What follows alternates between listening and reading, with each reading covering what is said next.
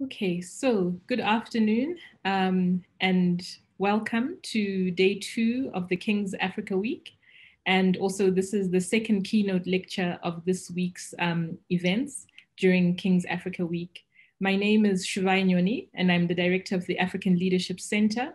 And this afternoon, it's my honor to moderate this event and also to welcome our keynote lecture, the person who will give our keynote lecture today, Dr. Awino Okech, and she will be delivering the lecture entitled Global Blackness and Transnational Solidarity.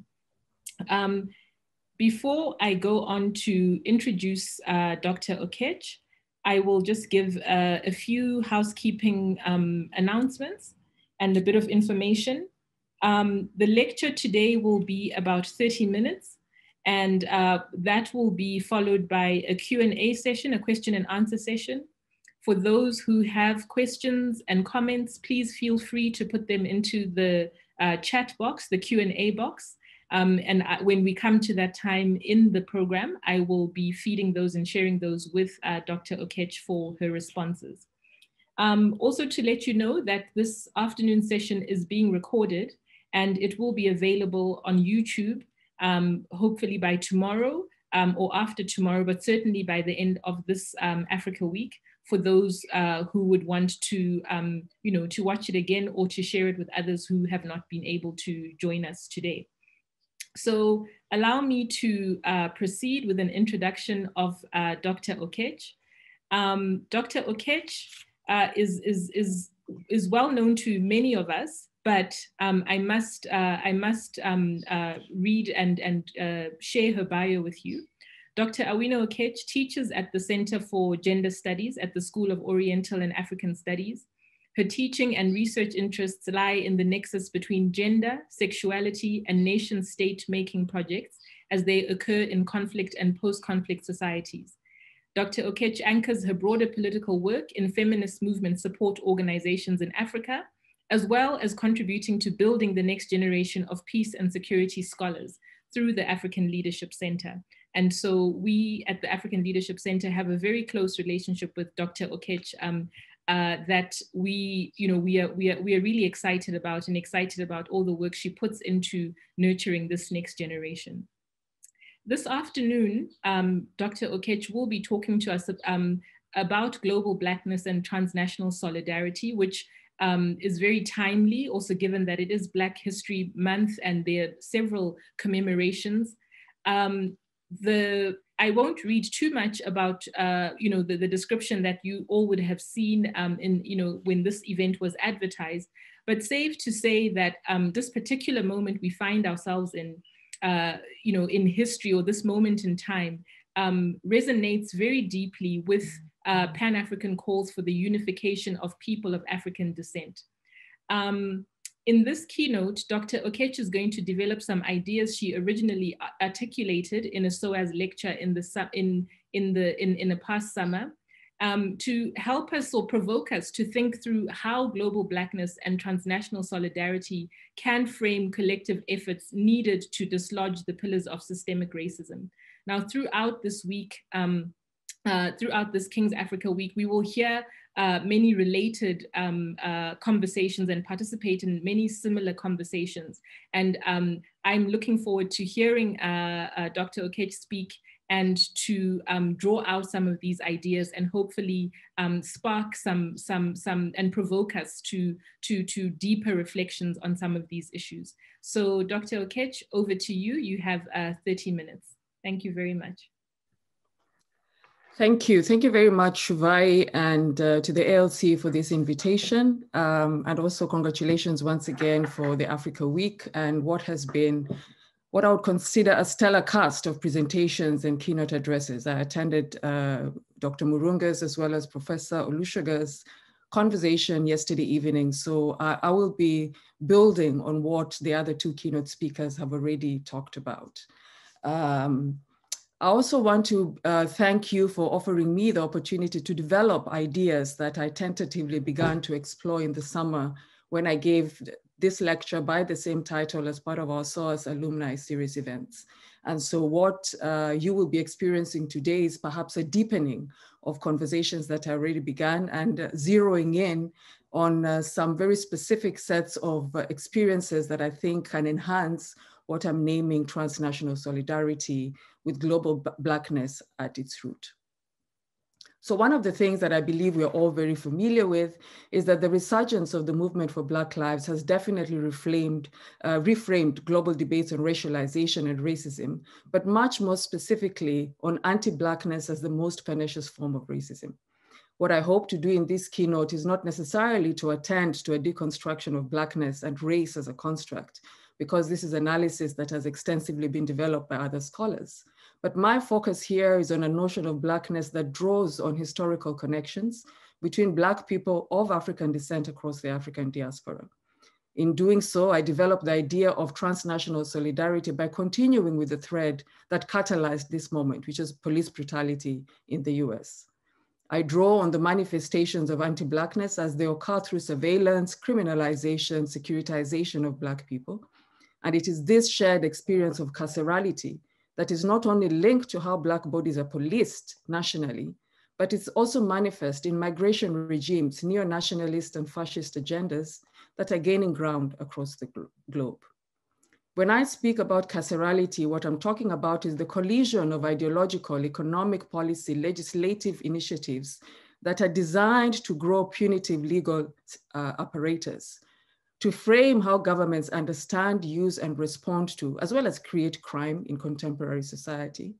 I'm also referring to the massive financial investments in law enforcement, surveillance technology, which are amplified by an ideological commitment to punitive justice or retributive justice, aggressive punishment regimes. And again, the scholarship on carcerality or carceral regimes, as well as abolition, including what has most recently been framed through defund the police dialogues in the US, forms part of this body of scholarship. To develop the contours of global Blackness and transnational solidarity, I'm drawing on three ideological and theoretical frames: Pan-Africanism, Black power, and transnational feminist praxis. And I use this to chart the contours of what global Blackness and solidarity can be anchored on at this particular moment. In doing so, I'm focusing specifically on the African and Black American connections because of my positionality as a Kenyan and African. It is also in part as a gesture to the Black Lives Movement that has catalyzed these debates around structural racism and Blackness at this particular moment. But I also make these links due to the historical connections between the civil rights movement and African liberation projects. This is in part a reminder to all of us that we have in our histories moments where we found each other as Black people due to our shared material conditions. I frame transnational solidarity through a return to the foundational principles of the Black Power movement and Pan-Africanism, which are agency, self-determination, personhood, and cultural pride. These principles are central to thinking about solidarity that goes beyond the pain of this moment by focusing on joy, pride, personhood as a basis for resistance. We resist, we speak back and mobilize because we have a shared cultural and political basis to imagine something better, futures that are grounded in seeing each other's personhood. The task here is of course great, given the attendant ethical dilemmas and conceptual difficulties and power dynamics that shape the global community today, whether it's in framing the global North versus the global South, whether it's about thinking about Africa in relation to the rest of the world. Yet, in recognizing these difficulties, and I say this in a tongue-in-cheek, but also in a serious way, I believe that Black Panther and the fictional Wakanda made visible what is possible. And I have returned much more recently to discussions about Black Panther in the wake of Chadwick Boseman's death. And one of the things that struck me much more clearly was the conversations with the director, Ryan Coogler, in which he really emphasized the importance in the crafting of that movie about exposing the international audience to the breadth of Blackness and the tensions therein. In this next section, what I want to do is offer a broad historical overview of Pan-Africanism and the Black Power movement and their intersections, and then close with how abolition movements offer an opportunity for solidarity around concerns that bind us, given how the architecture of imperialism functions today. Now, when we think about Pan-Africanism, I know as a young activist working on the African continent, when I thought about Pan-Africanism and had not spent too much time reading about Pan-Africanism, I assumed that this is an idea and a movement that emerged from the African continent and that was rooted in the work of folks such as Kwame Nkrumah. But Pan-Africanism has got a much longer and extensive history that emerges from outside the African continent. Indeed, it is rooted in the experiences of people of African descent who found themselves outside the African continent. But this theoretical framework and ideological movement is one that articulates the need for Africans and people of African descent to restore what slavery and colonialism took away from us. The underpinning logic echoes what many decolonial scholars have pointed out, whether you're talking about Ndlovu Gasheni, Kijano, and many others, is that slavery, and here we're talking both about the Arab slave trade across the East African seaboard and the transatlantic slave trade, as well as colonialism, strained but did not completely sever the cultural and political experiences between Africans in Africa and those who were forced to live in what is now called the Western world. So Pan-Africanism can be traced to early engagements in the 1780s in Britain through organizations such as the Sons of Africa, for instance, or in the US in the 1800s through collectives of African-American and Caribbean writers, teachers and preachers, who are beginning to collectively develop the basis of what would now be known as an African consciousness movement, who are deeply invested in thinking about the African continent in general.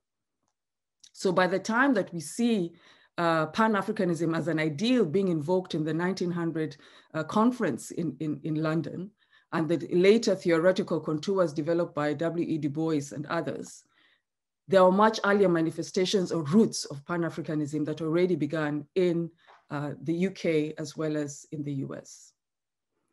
Now, what is important to note here is that in these early articulations of Pan-Africanism, of African consciousness, if you will, an emphasis on colonialism and political matters were not necessarily a feature of these conversations.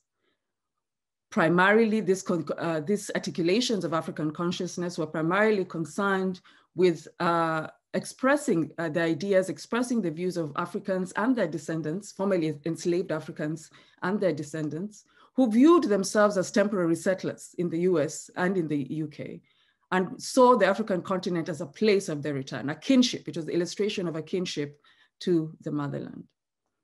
And what is quite fascinating is that as early as in the 1800s and in the early 1700s, you already begin to see a range of African unions in New York, in Newport, African churches in Philadelphia and New York, in the West Indies, and in South America.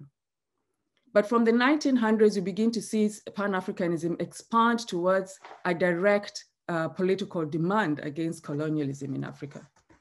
And part of this direct political demand can be seen in a range of conversations from 1900, when we see Henry Sylvester Williams, a Trinidadian barrister, who at the Westminster Hall calls for a protest to the theft of lands in the colonies, racial discrimination, as well as the importance of dealing with other issues of interest to Blacks. And there was a letter written to the Queen at that particular moment. In 1919, W.E. Du Bois convenes the first Pan-African Congress in Paris, France, demanding for the independence of African nations. In 1945, we see the fifth Congress, the Pan-African Congress in Manchester, which began to provide the impetus and momentum for the numerous post-war independence movements. In fact, it is in the 1945 conference that we see a much stronger wave of Africans from the African continent, a lot of our liberation leaders attending that particular conference. In 1958, we begin to see the transfer of ideas, the Pan-African ideals that had initially been held outside of the African continent, finding their way to the African continent through the voices of folks like Kwame Nkrumah, some of the first some of the countries that were gaining their independence at that particular point, Ghana, Egypt, Sudan, Libya, Tunisia, demanding for the liberation, the full liberation of other parts of the African continent. Now, what is interesting about Pan-Africanism, and which is why I think it's an important framework to return to, is that this is not just about land and statehood. So it is not just about the place, an idea about the African continent as the motherland, but this is about African people and their restoration to their proper place in the world. And herein, for me, lies the connections with the Black Power movement. Now, somebody like Joseph Pennell has written quite significantly to recuperate the history of the Black Power movement from the sort of violence within which it has been mired. Because for those who have studied the Black Power movement, many will know of its association in relation to its much tamer sister or brother, if you will, which is the civil rights movement from which it emerged. And the Black Power movement, therefore, has been largely historicized, and its legacy remains contested because it is a movement that emerged as a direct challenge to the nonviolent approach being taken that particular response to the Jim Crow laws and racism in the US at that particular moment was a challenge to the fact that nonviolence was not necessarily an effective strategy to address the structural racism that Blacks were facing. So the emergence of the Black Panthers, for instance, is a legacy of the Black Power movement. And it's a movement that recognized and foregrounded the importance of taking arms as part of the struggle for freedom. And so that's why you see Black Power movement as being sequestered into the idea of violence, rather than articulating the breadth of what the Black Power movement represented. But there's also an important point about the Black Power movement that, of course, is important to me as a feminist, which is the fact around the misogyny and the heteropatriarchy that was reproduced within the Black Power movement. But within that, we also see the emergence and visibility of a range of Black Power movement activists, Elaine Brown, Afeni Shakur, Kathleen Cleaver, who emerged from that particular moment to articulate a very expansive vision of what might be now named as a feminist vision for Black freedom and justice within the context of the Black Power movement. But given this contested history, why am I interested in the Black Power movement, and why do I see an important connection with Pan-Africanism? So I think it's important to foreground that even though Black Power had been invoked previously by different people, the person who popularized Black Power as a political demand is Stokely Carmichael, who was later on renamed and took a new name, Kwame Ture, to signal, again, his connections to Kwame Nkrumah in Ghana and Sekou Touré in Guinea. But he's the first person who popularizes Black Power as a political demand in 1966. And Black Power then begins to evolve into a movement that is defined as one that centers questions of racial solidarity, cultural pride, and self-determination. Now, the defiant tone of its proponents led the Black Power movement to become considered as an increasingly revolutionary movement at that particular moment. Now, the Black Power movement, in my view, much like the Black Lives Matter today, came to signify cutting-edge Black activism. Its approach challenged the more measured tone of the civil rights movement, and it signaled a break from past modes of Black activism. But what it also did was that it offered a clarion call for African-American liberation. The Black Power movement, much like Pan-Africanism, so if we think of Pan-Africanism and think of Garvey and think of Sylvester Williams, we're thinking about a body of intellectual knowledge production that is also manifest in movement building through liberation projects in other parts of the Black world. And that is the same sort of modality that we see with the Black Power movement through the mobilization of the intelligentsia, the production of books, speeches, and essays for the sake of social, political, and cultural transformation of the American society and much broader. And this connection between the intelligentsia and movement building was one that was anchored on an understanding that knowledge, critical thinking, and methodological creativity would inform the theoretical basis of the Black Power movement. Now, for those who are children of liberation struggle icons on the African continent, this echoes very much the work of people like Amilcar Cabral in Guinea-Bissau or Thomas Sankara, who pursued similar political strategies, that a revolution was empty if it did not have an accompanying revolutionary theory.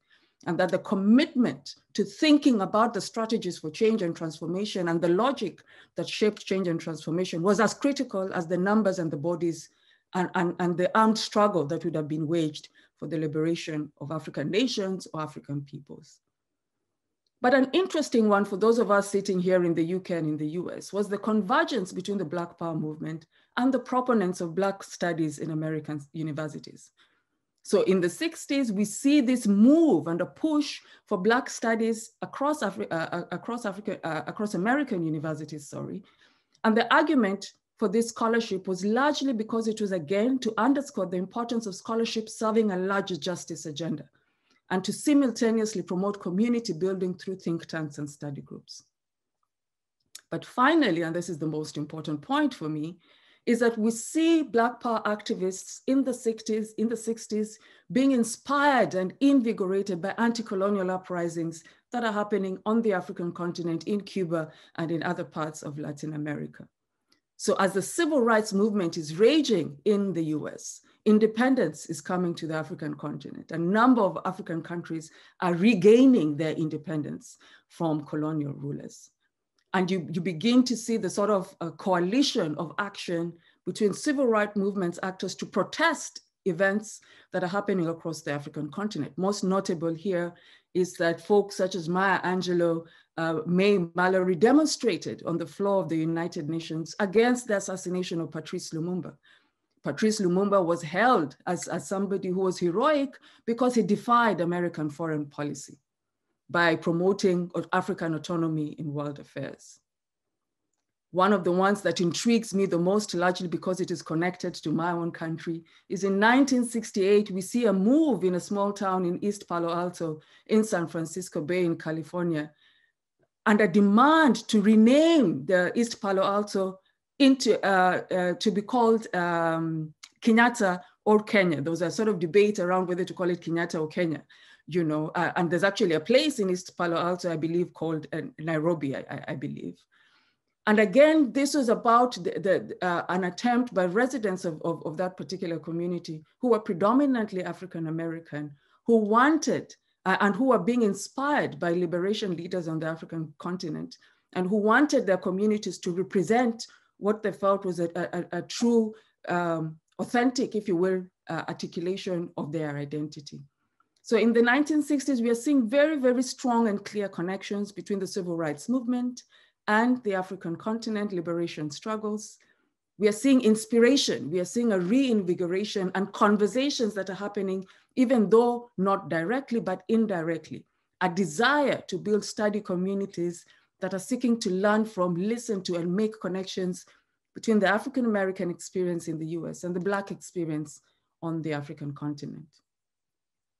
And if I return to the person that popularized Black power as a clarion call for African-American liberation, we see Stokely Carmichael move to Guinea with his wife Miriam Makeba and rename himself Kwame Ture and continue to invest his labor as part of that work of linking Black power as something that transcended international and national boundaries.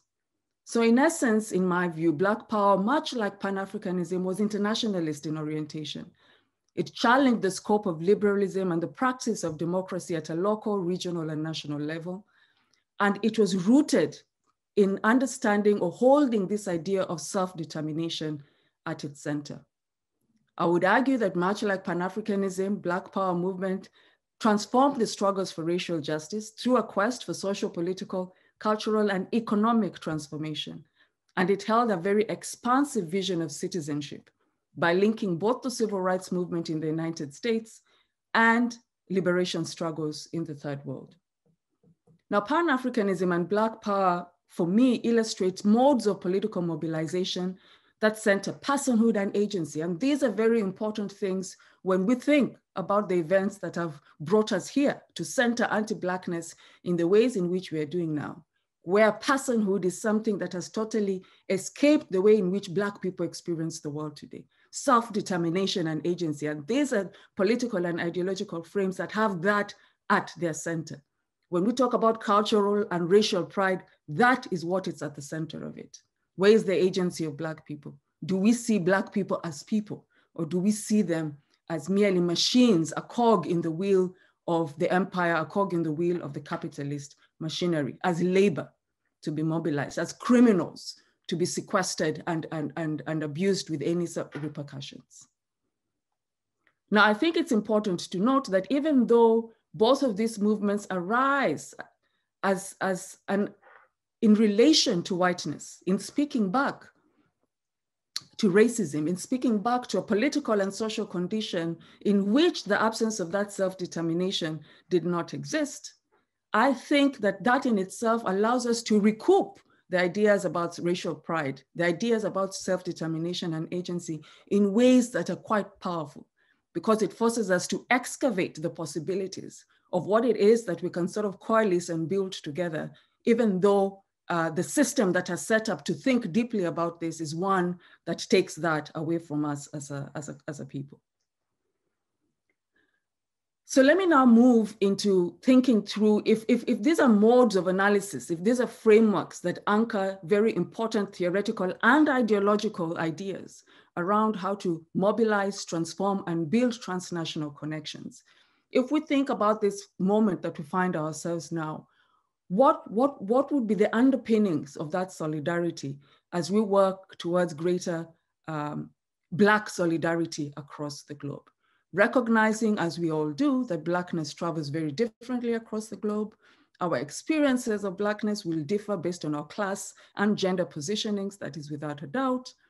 But at the root here, as I said at the beginning, is that the experience of anti-Blackness remains the same, and it remains the most pernicious form of racism, and that there is something there that binds us in our ability to mobilize together slightly differently at this moment. And in my argument, I believe that this notion of carcerality is a critical one to return to.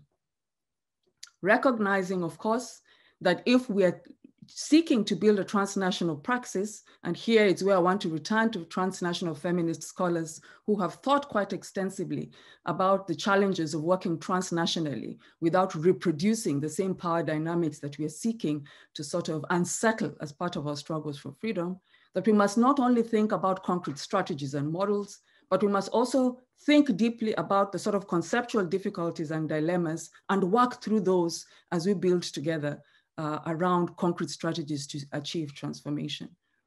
And when I think about carcerality, I think that it is an important node that connects the African continent and the US today. And I do this by drawing on my own research interests, which, as Shuvai noted at the beginning, lie at the intersection of thinking about gender and sexuality regimes within a nation-state projects. Now, when we think about the death of George Floyd and many other Black Americans that have died at the hands of the police, the frameworks for thinking about that emerging from the US have been around this idea of carcerality that I've pointed to at the beginning and police brutality. But when we think about the same dynamic on the African continent, these are debates that have been animated again through the language or discourses of police brutality, police reform, security sector reform, extrajudicial killings.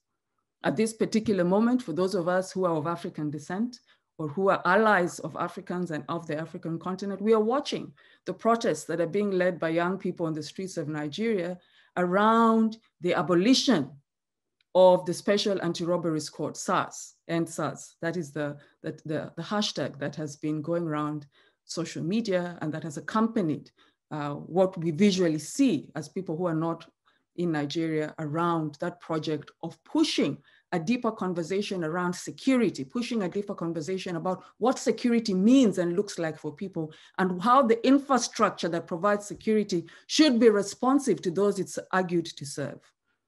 But many of us also know SOAS exists in different versions across various parts of our African continent. In my home, Kenya, it is called the Flying Squad. In South Africa, there's a version of that called the Hawks. So these modalities of specialized police forces who are highly and rarely regulated are part of a security architecture that, again, with a colonial history, bolstered by a political elite that is much more invested in regime security than in human security, continues to treat policing as a strategy of marginalization, treats security provision as a strategy of criminalizing sections of our society. And those sections of our society that are often criminalized are a window into what state neglect looks like. Because for those of us who are able to afford private security guards, who are comfortable in our cars, who live in highly securitized zones within our cities to protect ourselves from those on the margins, we are unlikely to experience or see what it is that state neglect looks like. But the very fact that we have to secure ourselves deeply through privatized security is an indication that there's something that we need to be protecting ourselves from. And that which we are protecting ourselves from is the realities of inequalities in our society that lead some of us to have much more access to resources, whether through legally or illegally, but creates a condition that allows policing to become a strategy for marginalization and criminalization. But what we also see, and again, this is now the connection we can see between the experience of those of us, of folks on the African continent in relation to policing and security, and what we see about the Black American condition in the US. And this is class, it's always class related. It is always class related. Another important node of connection that is connected to carcerality are the discourses around violent extremism and national security that have pervaded the African continent and have been mobilized as a basis to increase the surveillance and policing and securitization of communities across various parts of the African continent. I always laugh at it's a laugh, not because it's funny, but I laugh because it's ridiculous. That at the height of the Westgate attack the post-Westgate attack, a terror attack in Nairobi by Al-Shabaab, I traveled to Bujumbura to do some work. And on arrival at the Bujumbura airport, there was high levels of different kinds of paramilitary police that were at the airport. And when I asked my host, what is going on? Oh, that a bunch of terrorists were found and the police are now on high alert. As the conversation continued, it turned out that these were not terrorists. These were opposition politicians who, under the sort of veil of anti-terrorism and violent extremism, it allowed the regime at the time to put out or to move away those who were dissenting from its policies into security cells, into policing cells, without the possibilities of being held accountable. Because again, as we know, violent terror laws allow the state certain kinds of leeway to act extrajudicially, which regular policing laws does not necessarily allow for. But I think when we think about violent extremism and what it does to the policing at a national level, there are also global links here. And these global links are linked to the increase of military bases and security management infrastructure of Western powers on the African continent. Now, we know that our European Union colleagues, as well as the American interests, are great in this particular instance. But this protecting or creating security nodes on the African continent is never about the security of the African continent. It's about keeping the problem on the African continent so that it does not spread to other shores. It is about a problem generated elsewhere, again, due to larger global inequalities that has found itself manifesting in other parts of the global South. And so the intention is to keep it there and not let it spread through heavy military and security expenditure on our shores. And the challenge with this heavy security expenditure that we see, that leads again to the policing that I'm talking about, and this is something I've written about in relation to the kind of policing that we see on the Somali community in Kenya, for instance, that then become a scapegoat for thinking about dealing with Al-Shabaab, which is a real threat to Kenya, is that it also prevents and stifles conversations on freedom, justice, and democratization. Because when our governments are being asked to be held accountable for the threats that they're causing on their citizens, for the insecurity that they're generating on the citizens, terrorism is invoked. Now, for anyone who has experienced the losses that are generated by terror acts, of course, the idea is to threaten you into silence, because of course you do not want terror attacks. But that is being used as a sort of veil to ensure that we as citizens are not asking questions about accountability and about the broader inequalities that create the conditions for insecurity, that create the conditions for insurgent groups such as Al-Shabaab and others to find their way into our communities. So when we think about connecting with our allies, connecting with our brothers and sisters in the US who are thinking about police brutality, who are thinking about how anti-Blackness is affecting Black communities. The connection here for me is also very clear, because that work has to be linked also to a deeper understanding of the kinds of insecurities that the US government creates across different parts of the globe, which have a similar impact, of course, with the collusion of local political elite, of course, on Black communities across the African continent. I want to conclude by saying that even as we make this sort of what might sound as intellectual articulations of the possibilities of transnational solidarity, as we think about Blackness as something that binds us together at very specific points, I think that there are powerful opportunities here to think back to the opportunities that were presented in the 60s, in the 1800s, in the 1900s, to forge coalitions, to forge movements for change and liberation, which we saw. We have evidence that these movements for change and liberation brought change and liberation. Is there something we can look to from that history? Is there something that we can look to from the connections between Pan-Africanist struggles, Black power struggles, at this moment when the movement for Black lives is gaining ground?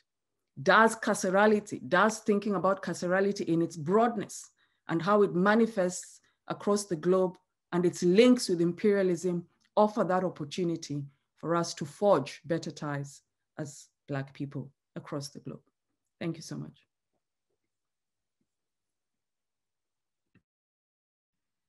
Wow, wow, wow. Excellent. Thank you. Thank you so very much. I think this has been an excellent, excellent lecture so far. And I think the issues that you've unpacked for us, especially the theoretical and conceptual framing that you've provided for some of these questions, really is really excellent. I'm still trying to process quite a lot about what you've laid out on the table for us this afternoon, Awino. Everyone who's participating, we are now at the question and answer part of our session this afternoon. Just to remind us, there is a chat box, there is a box for questions. Please do feel free to put your questions in there, and I will present them to Awino, to Dr. Okech, for her to respond, even if there are comments that you'd like further expansion on, questions of clarification, please, you're most welcome to raise those. We have about another 30 or so minutes together, and we have an opportunity to hear more from Awino. While I wait for people to pose their questions, I will just ask you to perhaps to expand a little bit on two things, two areas that stuck out for me. The one was on what you described as the difference, I think, in the way we see, whether it's the Black Lives Matter movement or some of these some of the campaigns or protests across the African continent around the idea of personhood and agency. And so if I could ask you to maybe just expand a little bit on that, and particularly how that relates to sort of gender identity or gender norms and ideas around gender. And then the second thing is around, towards the end, you talked about what the kind of theoretical and conceptual framing offers us in these very real moments and real struggles that we see unfolding in this, whether it's during this COVID pandemic or in this moment in time, this historical moment. So just to hear some of your thoughts of how to, how those theoretical and conceptual,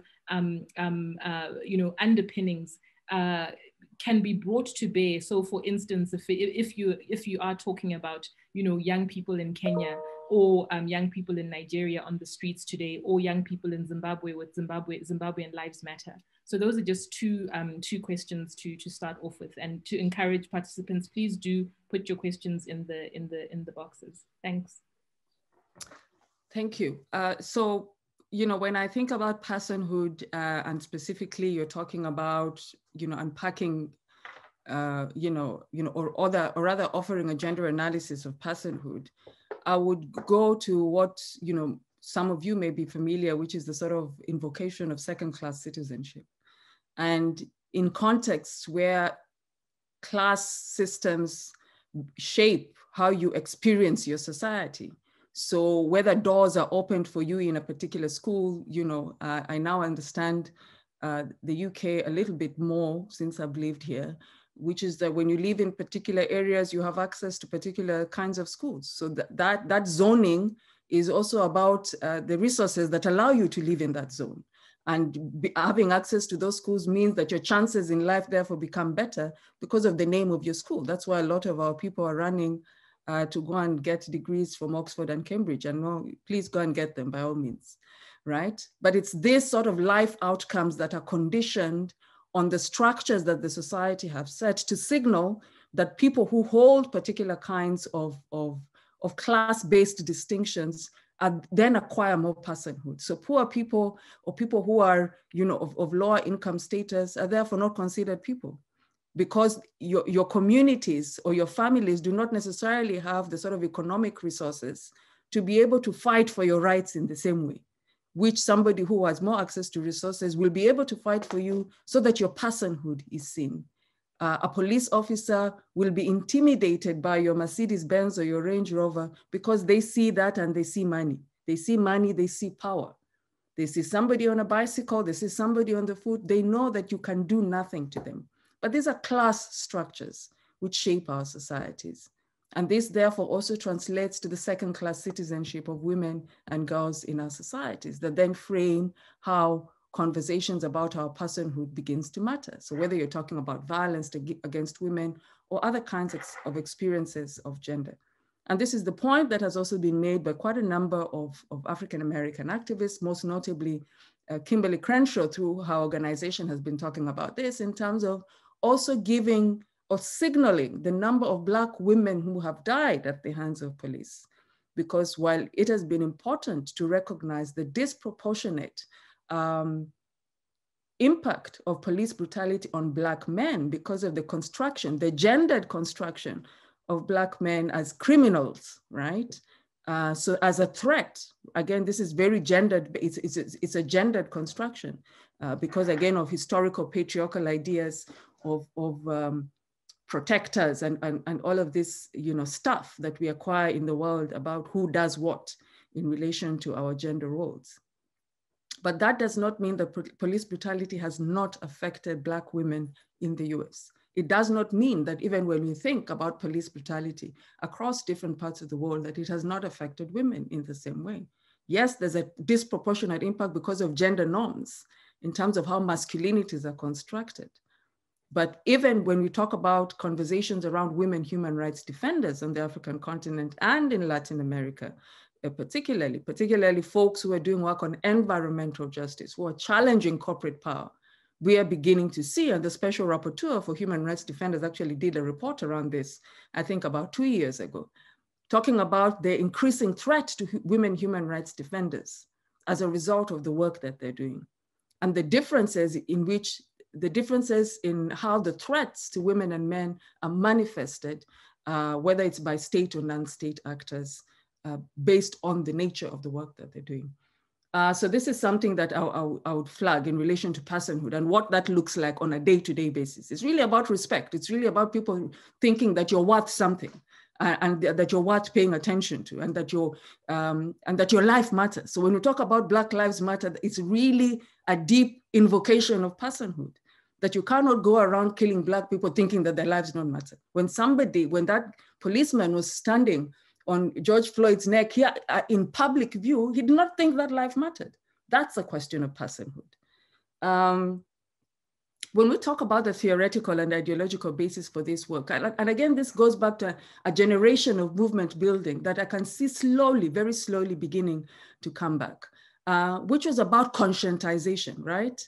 That it was important for us to build liberation theories and this is a conversation that I have in some of the work that I do, which is around that even when we do protest work, even when we talk about Mugabe must go, we talk about Mubarak must go, we are very clear. Often we are very clear about who must go. We are very clear about the symbol that represents the system that we want to disrupt. But the next layer of work is always about articulating the kind of vision, the kind of project that we want to see post Mugabe's departure, post Mubarak's departure, post Compaore's departure.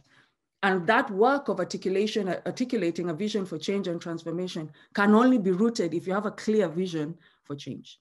And again, this is where I think that generation of movement builders, whether it was through the Black Power movement or Pan-Africanist movement, were very clear in their understanding that you needed to understand, to build a revolutionary theory, as Amilcar Cabral articulates it, in order to visualize the kind of society that you want to live in. Great, thank you. So we have a couple of questions now, and maybe we just take them two at a time. The first one is, the question is, do you have thoughts on how to get the global Black movement to care more about Africa? George Floyd caused UK and global protests, but those kinds of things happen daily in Africa. Why does that not garner the same rage and attention in the US, UK, and elsewhere? And how do we change that? So that's the first question. The second one, this person says, I'm still perplexed by the willingness of leaders in Africa to absorb and act on the culture of carcerality.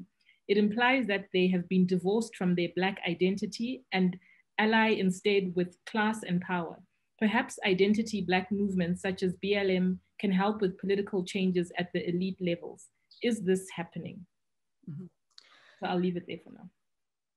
So as I grow older, I like to be empathetic, and which is to say that I think that when you're mired in your own problems, it's very difficult to lift your head out of those problems and think about what's going on elsewhere. Even though you might empathize with it, you're deeply rooted in your issues. And so if I connect, for instance, the George Floyd moment, that was a sort of coming together of a range of things, a long history of Black death at the hands of the police that were treated to. And of course, the fact that the global nature of our exposure to American news or incidences in the US cannot be divorced from the fact that America projects itself as this global power. How long that will last, given the regime in office, is a different matter altogether. But we cannot divorce it from that. That the reason why everyone knows what is happening in the US is because of the place that America holds in the world.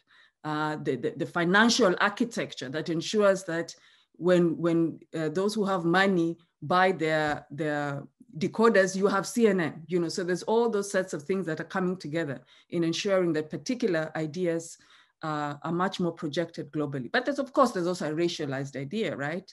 Which is around the fact that we are the media, the public media is all too used or keen on only listening to news from the African continent in particular, only when it projects things that are bad, right? So it's not easy for us to experience or think about the moments of solidarity and opportunity, but would only go there when, the narrative of the despot, the narrative of the authoritarian, the narrative of death and poverty is what sells the news. Now, there's work that folks who invest energy in communication and media need to be doing, and there has been some changes around that. But I want to be empathetic to having talked about these power dynamics, I want to be empathetic to my Black American, comrades, which is to point out that here you are having COVID killing thousands and thousands of people across states in New York due to an inept government.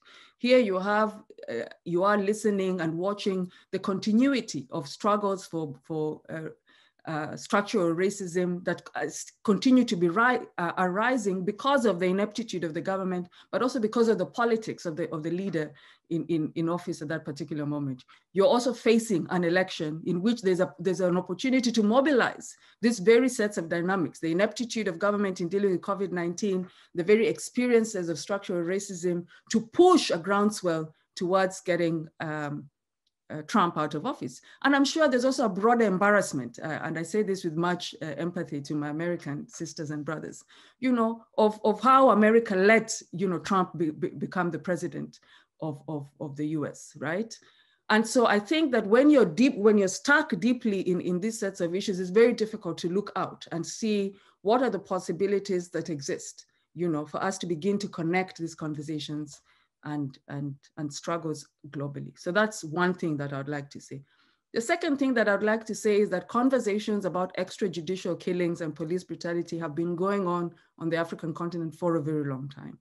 I think it is often, it would be false to project the idea that because you're not seeing the kind of protests that you saw about Black Lives Matter, people don't care about the death of human rights defenders, the wanton killing and disappearance of human rights defenders or people generally, the deaths that occurred during elections. This work has been going on for a very long time through formal human rights organizations, through networks of scholars. You know, I see folks such as the Africa Security Network that has done a lot of work, for instance, framed through debates around security sector reform and other kinds of security-based conversations with various regional and international bodies. So no, just because something does not look a certain way does not mean those conversations do not happen and does not mean that people don't care. In fact, I know that across Zimbabwe, South Africa, and Kenya, you know, when the Black Lives Matter movements were happening, protests were happening in different parts of the world, there were internal protests that were not framed as Black Lives Matter. They drew the energy from the Black Lives Matter to return to conversations around extrajudicial killings and death. But also, as I've said before, let's note the convergence between those protests happening on the African continent and COVID-19 arriving on the shores of Africa, and the institution of the range of measures that limited public gathering, amongst other things. So really just to underscore that these conversations have been happening for a long time through civil society actors and other non-state actors, and including allies who work within government bodies, both within the African continent and externally. How do we invite people to care? I think we invite people to care by doing the work. I think one of the things that struck me when Olusoga was talking to Professor Oloni Shakin yesterday was underscoring the importance of the work that governments will not do this work for us. Governments such as the kind that we are seeing, and this is the point that I began with at the beginning about the coalition of neo-nationalist and fascist governments that are gaining ground across the globe. It is not in their interest to cede power, to accept that the reason why they're thriving in the manner that they're doing is because of subjugating a large majority of their societies. Power does not cede power easily. This we all know. And so the work that we must do is grassroots work. It's movement building work. And that grassroots and movement building work is not just about civil society organizations. It's about the intelligentsia, it's about intellectuals, it's about academics. It's this kind of groundswell of work that will actually ensure that change happens in the manner within which we want it to happen. Great. Just to build on this last point you've made on movement building, someone is asking, they've said, congratulations on a fascinating presentation. Whereas strong Pan-African solidarity existed during the anti-colonial struggles during previous eras, the same may not hold true today. What potential role exists for technology in fostering transnational solidarity at political and academic or intellectual levels to confront racism and power relations? And then a second question that I'll put to you, Awino, is what practical action should scholars take to support movements on the ground when we are so busy trying to survive in white spaces or navigating higher education bureaucracies if one is on the continent? Great. I think technology has, what it has done, and again, I want to go back to that well-worn example, but it's a powerful example for me, which was the 2015 Fees Must Fall protests. I think for me, that was a powerful moment in which we saw how technology connected struggles that were happening in South Africa across the African continent. And people who were not in South Africa watching these students pushing for decolonization of education, not curriculum, not higher education, of education across South Africa, found resonance with broader conversations across the African space. And so transnational solidarity was being built through the use of technology. And I think it's always important to recognize, and this is something as somebody who has worked with different kinds of movements, is that sometimes because you see conversations gain prominence on social media and you're not clued in to movements, you assume that because they disappear, the work has disappeared. No. So even, for instance, when shutdown, South Africa, the work on shutdown South Africa was happening, and feminist activists, women's rights organizations came together to get to push for the shutdown of South Africa by withdrawing women's labor to force the government to address the sort of pandemic level rates of violence against women. While there was prominence around shutdown SA for a very specific period, there was a lot of offline work that continued in terms of conversations with policy actors, governments, extracting particular kinds of demands from the governments post that. So I find often that with the social media in particular, the minute people see the initial excitement around a hashtag disappear, there's an assumption that people have forgotten. No, people have not forgotten. It's just that the people in the boiler room are now doing the work, within the infrastructures that will push a change. And for me, I think it's important to underscore that. The second thing in relation to technology, and again, which I found particularly useful, is that what it enables us to do is draw these intellectual connections that are often missing and are often difficult to find sometimes for certain categories of people. So I have tracked several hashtags around things that I'm interested in, and I'm always fascinated by the kind of resources that are consistently being shared across social media channels, challenging people to think about this. So for example, one of the things that I know that we, feminist movements in particular, have learned and have drawn on from the African-American, Black American communities in the recent past is this idea of preparing for protest, is this idea for care during protests. Because one of the challenges across many of our movements is that we arrange a protest, we go off, people get arrested, people get beaten up, and there's no infrastructure to hold that. But because Black Americans have a history from the civil rights movement of the 1960s, where there was very careful organizing around nonviolent action, what it would mean to get arrested, to prepare for being arrested, to ensure that not all of you were on the streets, to ensure that you had networks with lawyers who would be ready to come and bail people out.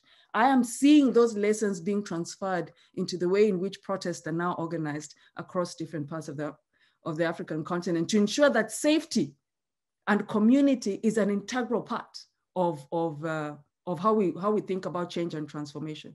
Because it is not worthwhile to die and decimate an entire movement, but it's important that we're able to live and fight another day. And I think this is where technology offers an opportunity, because knowledge travels in such vast ways.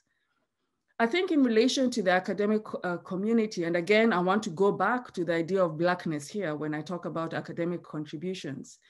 And again, I speak to you as an academic who's also mired in those same dynamics that you're speaking about: bureaucracy, fighting for your own survival, marking, all of the things that also implicate all of us in a day-to-day life within our jobs. But we do have a critical role, but this role, sometimes we can bring it into the classroom, sometimes we can carve the spaces within our academic jobs to do this work. And this is the conscientizing role that we can do with our own students, most of whom are actively part of these movements, to ensure that what it is that we are discussing in our classroom is relevant to the challenges of our times, that the theories and the scholarship that we are engaging with our students help them do the work that they need to do where they're doing it on the front line of these struggles. The second thing, and this is something that is my own political praxis, which involves a different kind of labor, of course, and it's important to recognize that, is a deep commitment to working collectively with activists who do not have the time, as you're pointing out, to step back and think about, okay, so what does all of this mean for movement building? What is this telling us about patriarchy? What is this telling us about how patriarchy and class are changing within this context? Now we have the quote unquote luxury for that time to reflect, sit back and think, because it's part of our jobs, it's written into our jobs. And so to build these connections for community and intellectual knowledge production with movement activists is a critical contribution that we can offer at this particular moment, because that again is the lesson from these moments that I'm talking about, Pan-Africanism and Black Power movements, that within those movements, each category of people had their role. There are people who are churning out the analysis. There are people who are doing different kinds of direct action. There are folks who are doing the behind the scenes work to ensure that everyone is taken care of, etc. And so they're organizing our movements in ways that pay attention to this would be critical. Now, again, this is not to say that it does not exist. When I think about the work that happened in Sudan to unseat Bashir and the work that is still continuing there, I saw how the organization to lead to the departure of Bashir was organized across a range of movements, unions, different kinds of sectors, teachers, thinking about even those students who are mobilizing themselves on the streets. So this kind of meshwork, this kind of wide networks of mobilization, we can already begin to see them happening. So there are lessons that are being learned, that are actively being implemented as struggles for change and liberation continue in Africa. Wonderful. I'm going to take two more and then see if there will be any other last questions as we draw towards the end of our time with you, Awino. The first one, and I think you may have answered this, partly answered this, is looking to the future. To what extent is global Blackness key to the reinvention of new Pan-Africanism?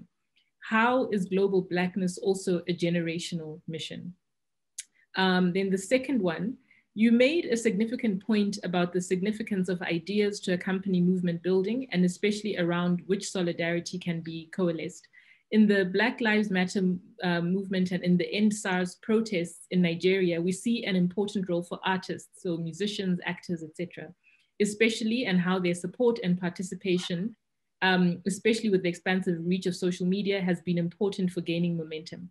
So how important are intellectual interactions between academics or intellectuals and artists for this endeavor? Thanks. Definitely. This is a generational mission. One of those things, many things that he says I may not agree with, but one of those things that Thabo Mbeki said during the range of talks that were being given at the point when Nelson Mandela died was to remind us that Nelson Mandela was a product of his generation. He was a product of a group of people who found a generational mission. And so to single him out outside of his generation is to do an injustice to a group of people who'd found a collective mission. And he was simply part of that group who were articulating that across the South African space, but also continentally and globally. And this is what we see with the Kwame Toures, with the Marcus Garveys and a whole range of others, Kwame Nkrumah, the Amilcar Cabrals. These were products of their generation. And each generational moment demands for us to take up the mantle in slightly different ways. So I believe definitely that the work that the movement for Black Lives Matter is doing now is a product of this particular moment. It's a product of a generation that is tired of looking for incremental changes.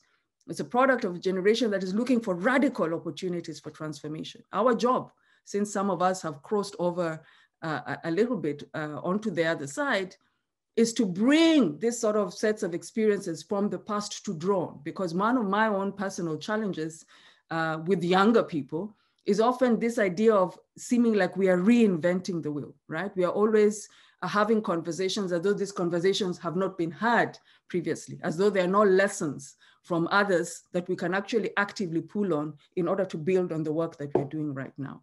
And so this is the work that the generation that has precedes this current one can do. This can be our contribution to do that bridge building work, to do that intelligentsia work that we have seen to be absolutely essential to movements for change and transformation across the globe. Again, I cannot underscore enough Cabral's point is that you cannot build a revolution without a revolutionary theory. And that is important for us to remember. I think absolutely the connections between artists and cultural production, much more generally in relation to the kinds of change that we are seeing now. I come from, I teach in a university, let me now sell the university a little bit, that has a very expansive program on music and the arts. And one of the things that I'm always fascinated by is the scholarship within that field that is deeply invested in thinking about how musicians at very specific moments have played an important role in catalyzing and mobilizing movements. Again, if we think about people like Hugh Masekela, Miriam Makeba, these were the products of that generation who used music as, to sort of channel the work of the liberation movements. They used their voices, they used their mobility to do that work. The Nina Simones of this world are other representations of those groups. The younger rappers that we saw in Senegal mobilizing against Abdoulaye Wade are part of that generation. So definitely. But again, I know that there are scholars who this is their job. This is the field and the sphere within which they operate. And I'm absolutely certain that there's a lot of work that is already going on there in trying to make these linkages about the importance of cultural production and music, because music travels and reaches groups far differently than different kinds of spoken or written words. And particularly when you live in contexts where people have become so jaded as a result of the depths of oppression, we need to reach younger people slightly differently. And even older people might be slightly motivated by cultural production in ways that the written word might not necessarily reach them. Wow, this really has been such a rich, really rich offering for this King's Africa Week, and especially the theme of this week. And I think we know you have really taken us on quite a tour of both theory, conceptual framing, but also with the your use and rooting it in examples, contemporary examples of things that many people, I think, who are participating today can relate to. And I think really importantly, making the connections for us, joining the different events across continents, to remind us of this transnational solidarity. There are no further questions, and I think we can end here. And before I invite you to just say, to give any final thoughts. I mean, I think for me, what I'm taking away really is 4 ideas. One around personhood and agency, and I think the way you also painted the picture of the gendered nature of this, that in ways that we can all, I think, it resonates with many of us. The idea around movement building and starting at the grassroots, that it's not because we don't see the hashtags any longer on social media, doesn't mean that the movement building or the movement has gone away. The work still continues, even out of the spotlight of social media. And then I think importantly, so to the question that was about scholarship and the contribution of scholarship, but the need to, or the imperative to collaborate around knowledge production, which is linked to your reminder to us about Cabral and a revolutionary theory, that a revolution must be accompanied by revolutionary theory. And I hope many of the scholars, academics who have participated today will actually take that as a call to action. And finally, this generational bridge building, which I think you've reminded us of today, and I think is critically important. So Awino, if you have any final thoughts, please, I invite you now to share those before we end the session today. Thank you. I think I would close by talking about the African diaspora and how diasporic work has always been an essential part of thinking about Pan-Africanism or the Black Power movement and those sort of internationalist connections. And I think sometimes it is easy to assume that just because you're located outside the place that you call home, your impact and your work does not really count in the same way. And this goes both ways. I think sometimes when people who are at home experiencing different kinds of deep injustices see you seated elsewhere and think that you're cushioned from that pain. Yet our networks, our families are still remain in those countries, even though ourselves, we might not be living there. So I really want to emphasize the importance of the work of the diaspora and to just acknowledge yet again the work that the African Leadership Center has done, which for me is a manifestation of what it means to have Africans seated in the UK and seated in other parts of the European context and speaking back, contributing, connecting and building with colleagues, friends, mentors on the African continent, building a next generation of politically motivated, ideologically different, theoretically sound activists and scholars who can do this work that we're talking about. I cannot overemphasize the point that Wale Ishmael said, which is that this is a generational mission. The generation has already set the tone. What we can do now is simply support and strengthen that work from the various places of privilege, relative privilege from which we sit. Again, thank you very much for the opportunity to develop these ideas further. Wonderful. Thank you so very much, Awino. I mean, I think I could continue asking you questions all afternoon, but we'll leave it at there for today. And I'd like to thank all our participants, all those who have attended, for joining us today, for participating in King's Africa Week, and also in the questions that you posed and some of the thoughts you shared. I think as we continue to follow Dr. Awino Okech as she further, distills these ideas, whether through publication or even through other lectures, let's follow her. Look at some of her publications where she's expressed some of these ideas already. And we will see you throughout the rest of King's Africa Week. Thank you so very much. And thank you again, Awino. Thank you.